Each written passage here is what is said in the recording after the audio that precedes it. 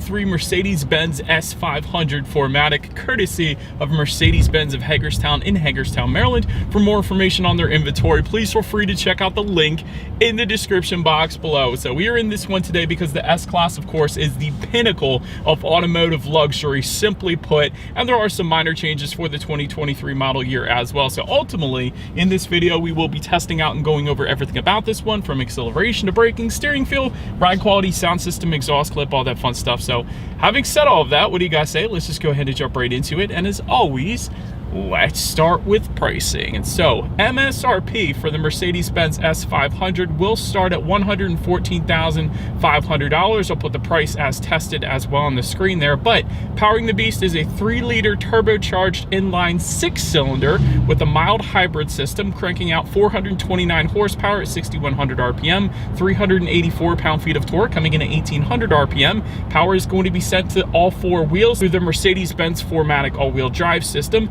Power is sent to the ground through a 9-speed automatic with paddle shifters, which we'll give a shot a little bit later in the video here. 0 to 60 time, approximately 4.9 seconds according to Mercedes-Benz, but I actually saw the car and driver clocked it in at 4.5.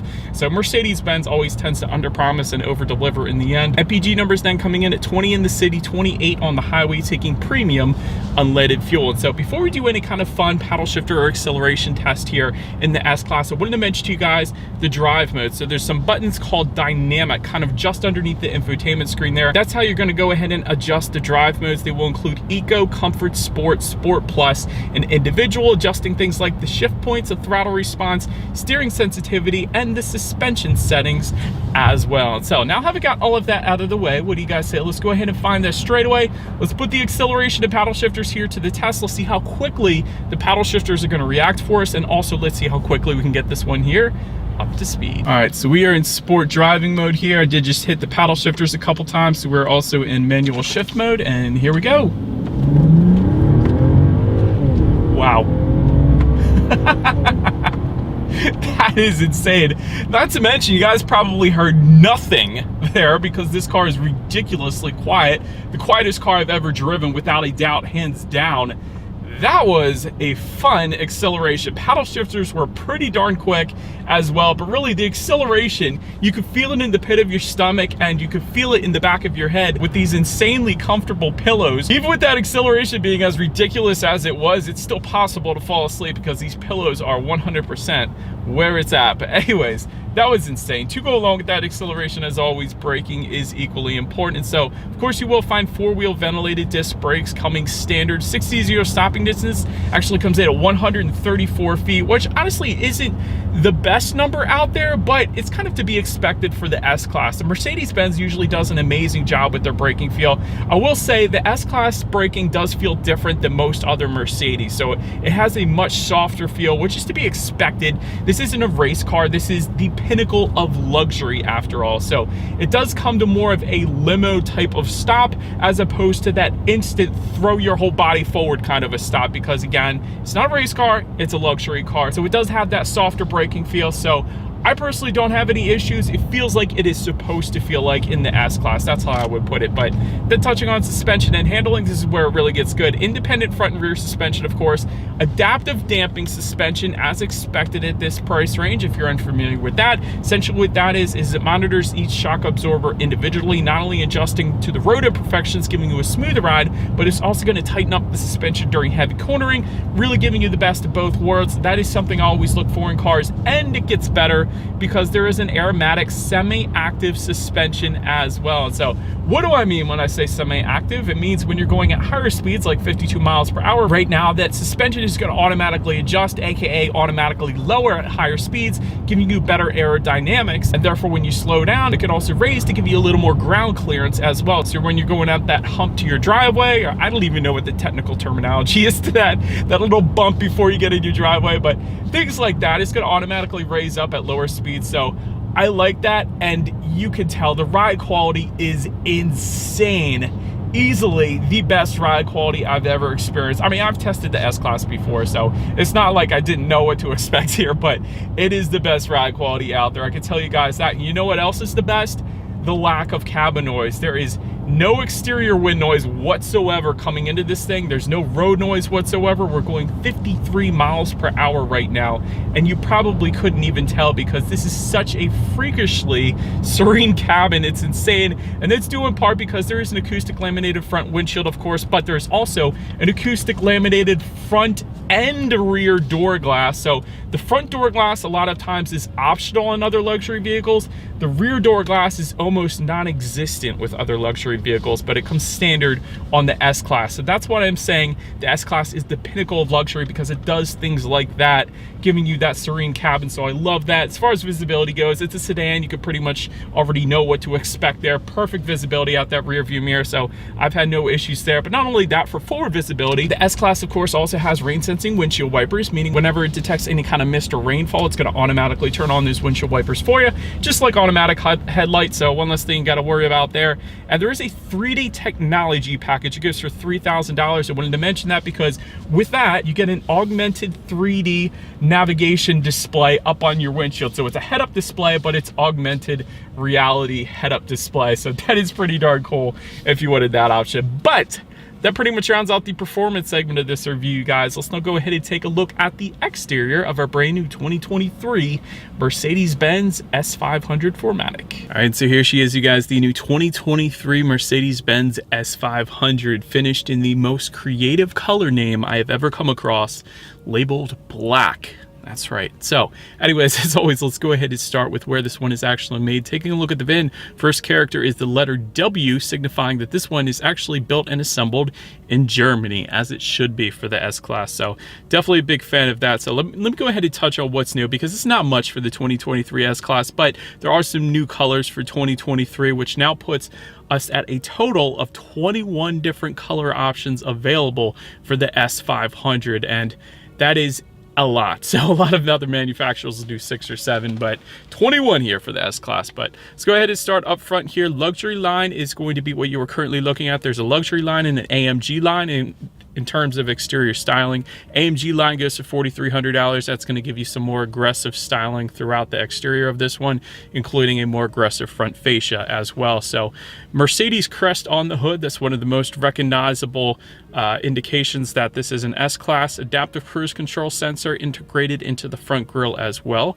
To the sides, full LED headlights will come standard, meaning both low beam and high beam with LED daytime running lights. Get the automatic feature with that as well, meaning they're going to turn on automatically for you when it starts to get dark out, along with automatic high beams, meaning if you have your high beams on at night and it senses the vehicle coming in the opposite direction, it's going to automatically dim them back to low beams. Then when that vehicle is gone, it's going to automatically then bounce it back up to high beams. So I absolutely love that. So in the end, definitely a very recognizable front end of this one. But now let's go ahead and make our way to the side, and let me start with chrome window surrounds. Do come standard, and the doors themselves are absolutely amazing on the S-Class for a couple of reasons. First off, the door handles go flush with the body when you're actually in motion, but then when you're parked, they actually pop out, so you're easily able to get in and out of this one. So kind of a unique feature there. But not only that, you do get soft closed doors with the S-Class as well, meaning if you just get the door slightly close to the body, it's going to kind of have this vacuum type suction that's going to automatically suck in the doors for you. So if you don't close them completely, the car is going to close them completely for you anyway. So that is pretty cool. But then take a look at the side mirrors. They are body colored power adjustable side mirrors. They will be heated with LED integrated turn signals. They are also auto dimming and power folding then as well. Do also like the chrome accents you can find throughout the exterior of this one, including on the side skirts as well as on the door handles, since I didn't touch on it previously.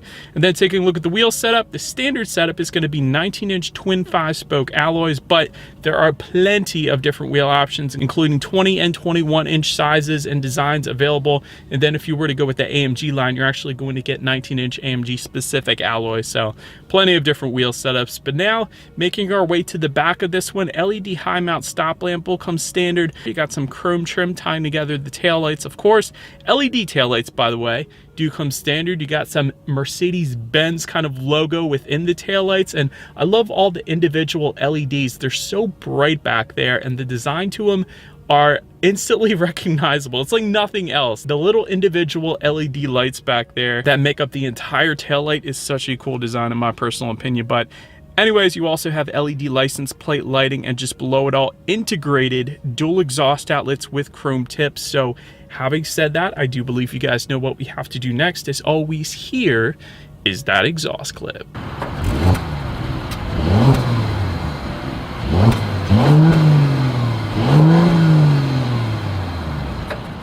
So, but now since we are around to the back of the S-Class here, when it comes to opening that rear trunk, first let me start by saying it is a power trunk that does come standard. There's a button on the key fob, there's a button on the driver's side door, and there is a button, of course, on the trunk itself as well. So then once opened up, cargo capacity comes in at 12.9 cubic feet. You can also find LED cargo lighting back there. There's a 12-volt power outlet. There are actually tie-down anchors, which most of the time you will not find in sedans, but a lot of times you'll find them in SUVs, but very rarely are they in sedans, so I like that. There is some netted storage, and actually, to my surprise, if you were to lift up underneath of that cargo floor, you will actually find in-floor storage, which again is another one of those features that you typically will find on SUVs, but not ever on sedans really, except for the S-Class. But then making our way up to the rear legroom, there is a ton of it, 43.8 inches to be exact. For reference, I'm even 6 feet tall. This is how much space I had back there. There is a power rear window sunshade and power side window sunshades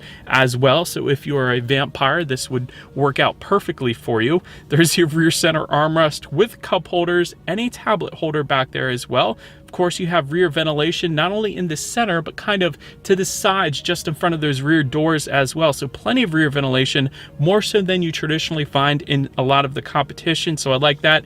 Did want to mention a package option since we're in the back seats here though. There is a warmth and comfort package that goes for $3,800. That is going to add rapid heating rear seats, heated and ventilated rear seats, memory settings for those rear seats, which is incredible. You never find memory settings in the rear seats, and actually heated armrests as well. So that is quite a bit added to the rear seats. If you are a rear passenger, you slope in so much into the seat. It makes for probably the most comfortable rear seats I've ever experienced, besides the Maybach that I sat in last year. But anyways, that's besides the point. It's essentially the same car, but fancier. But anyways, then make your way up to the front seats. 12-way power adjustable front seats do come standard, heated and ventilated front seats as well. They are also multi-contour front seats with the massage function. So yes, you can get a massage in those front seats if you wanted it.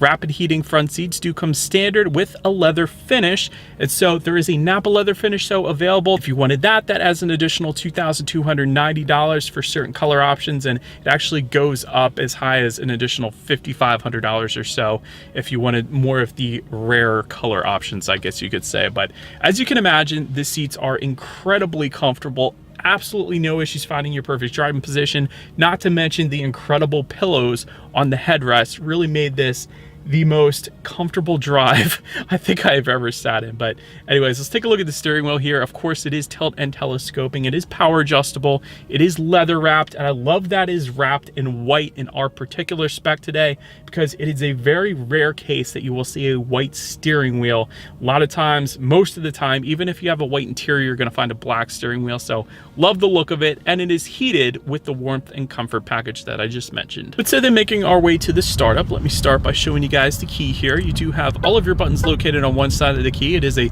very heavy duty key. It has a nice weight to it. Lock button is going to be that Mercedes logo on the top. Just below that, you got the unlock button, and then the button to pop the rear trunk, of course. But if you wanted a remote start, that can be had by simply downloading the Mercedes Me app, and then you can have the remote start paired to your car, and there is a keyless entry with a push button start. So all I'm going to do here is simply put my phone on the brake and press that engine start button located just to the left of that infotainment system. And so once started up, there is a 12.3-inch digital gauge cluster that will come standard, which is completely customizable by using the steering wheel mounted controls found on the left side of the steering wheel. If I were to press that home button, I have the choice between a bunch of different loadouts as well, including a classic loadout, exclusive, sport, and understated, which completely changes the look of those gauges, not just on the gauges, but also on the infotainment screen as well. It's going to give you a different kind of graphic up there. So I absolutely love how the gauges completely change the look of everything in this car. And personally, I think the sport gauge looks absolutely amazing, but even the exclusive, it's such a high-end look. And again, it changes the graphics on the infotainment screen as well. So Mercedes-Benz does a wonderful job with their gauges. Probably, I would say, easily the best looking gauges available out there of any other brand right now. But anyways, now let's go ahead and make our way to overall interior quality here. Panorama roof is going to come standard, so even the rear passengers can have their view of the sky as well. LED interior lighting, of course, coming standard. You have a frameless rear view mirror with HomeLink controls, so up to 3 different garage doors found on the bottom portion of that. Dual zone climate control will come standard. Illuminated door sills also coming standard. Then 64 colors of ambient lighting, and this is ambient lighting like I have never seen before, like anything that I have ever tested on any other brands, because it is almost a graphic display as opposed to just an LED light strip kind of thing. Because take, for example, if I were to turn up the heat, it's going to kind of pulse in red. If I were to turn down the air conditioner, it's going to kind of pulse in blue. It's going to go all the way across in the middle here, all the way onto the front doors as well. It's such a cool look. And like I said, there's 64 different color options and themes, so you have a ton of different options. So 100% with the ambient lighting. I've always said Mercedes-Benz does ambient lighting better than anybody else out there, and I still stick to that with the placement of it, with the brightness, with the color options, and with the little dances that you can make the ambient lighting do. It's absolutely amazing. But wood trim options are going to come standard, and there's plenty of them, and since they're authentic wood options, no two of them are going to look alike. So it is essentially a unique look to every single wood grain finish in this thing. So that is pretty cool. Wireless phone charger does come standard. And if I were to pop open the glove box here, not only is there a very smooth felt interior finish to that glove box on the inside, but there's actually a scented air freshener that you can replace in there that does come standard on this one as well, which is pretty darn cool. So anyways, just below the infotainment screen here, again, you got your wireless phone charger, you have dual cup holders, a little bit of rubberized storage, a couple phone charging ports as well within the center armrest. Then you have a couple more phone charging ports. As far as overall interior quality goes, it is unbeatable. So when it comes to the wood finishes, the ambient lighting, the soft touch materials absolutely everywhere. The fact that you can get a heated armrest, which is so rare, you never hear of that. Even just behind the infotainment screen, there's a little bit of hidden storage behind there. Mercedes certainly did not overlook any of the details in this thing. But anyways, let's still go ahead and make our way to that tech screen that I keep mentioning. 12.8-inch color touchscreen display does come standard. Bluetooth and audio streaming coming with that. Android Auto, Apple CarPlay, that is wireless for both Android Auto and Apple CarPlay. So no need for any wires in this thing. You gotta love that. Factory navigation system is going to come standard. You can adjust your climate control settings up there as well, along with your ambient lighting settings and your radio information. So when it comes to the sound system, there is a 15 speaker Burmester sound system that does come standard with aluminum speaker covers and 710 watts. So having said that, I do believe you guys know what we have to do next. Let's go ahead and turn on the radio, see what we got playing today, and let's test out the clarity of this one. That's great. There is nothing wrong with that sound system whatsoever. 15 speakers in a sedan is definitely overkill.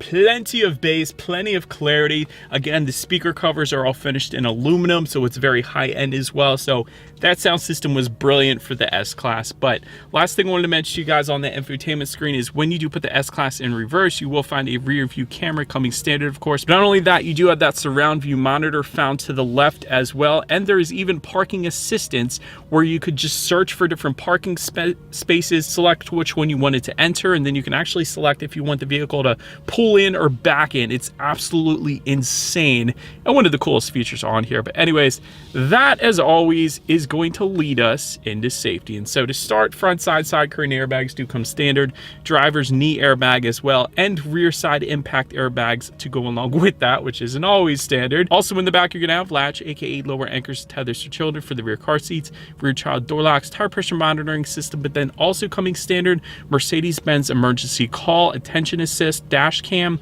adaptive cruise control, cross wind assist, a blind spot monitoring system with rear cross traffic alert, evasive steering assist, lane keep assist, lane change assist, emergency stop assist, and like I mentioned, Parktronic then as well. So overall, when it comes to my final thoughts here of the S-Class, this thing is extremely quick to start with, excellent ride quality as well, very, very serene cabin, the quietest ride without a doubt I have ever experienced, absolutely brilliant interior quality, and that includes the ambient lighting, which is absolutely unmatched. Nobody can beat the ambient lighting in Mercedes-Benz. Even the safety on this thing is absolutely incredible, including that Parktronic where the car actually parks itself for you. It's absolutely insane. If there was any room for improvement, I would say, is that there are so many options with the S-Class that can easily get very, very pricey from that bottom price of $114,000 and some change. So not that that's necessarily going to bother the buyer of this particular car, but I'm just putting it out there.